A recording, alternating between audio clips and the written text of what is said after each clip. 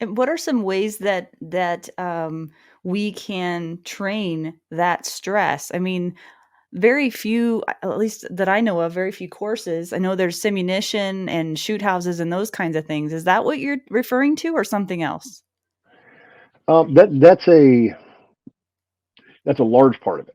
And I'll be honest with you, frankly, there are some phenomenal force on force instructors and classes out there. There's a lot of bad ones, Hmm. because they're not taking into account um, the mental objectives that we're trying to achieve. Again, they're not starting with the desired end state and working backwards.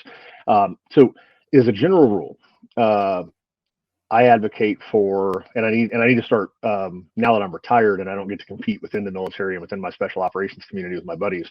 That I'm a big fan of competition shooting, which, if nothing else, it's not a 1-to-1, but I will tell you that if I'm standing in front of 20 people and I'm shooting a course of fire against someone else, and whoever finishes first is the winner, like is done in some firearms training classes, my stress level a lot of times is considerably higher shooting in front of an audience.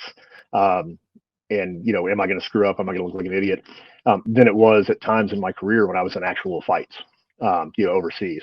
And so I'm a big fan of competition shooting because I think that it um, helps you build the ability to think about what you're doing consciously while your technical skills run on autopilot. What's called automaticity. Some people call it muscle memory, but it's the ability to, when you're having to think about okay, where am I going to go next? I've got this course of fire, the no shoots, and all that stuff.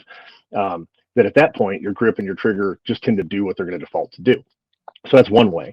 Another way, yes, is force on force training. Absolutely. There's a number of folks out there that do it really, really well, like Craig Douglas and ShivWorks and the ShivWorks Collective. Those guys do a great job of it. Um, and then also, I'm actually a big fan of some form of martial arts or combatives for those who are physically able to do so. That specifically has non-consensual sparring.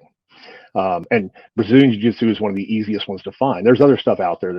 Krav Maga has there's some quality Krav Maga gyms. There's some Sambo gyms that do really well.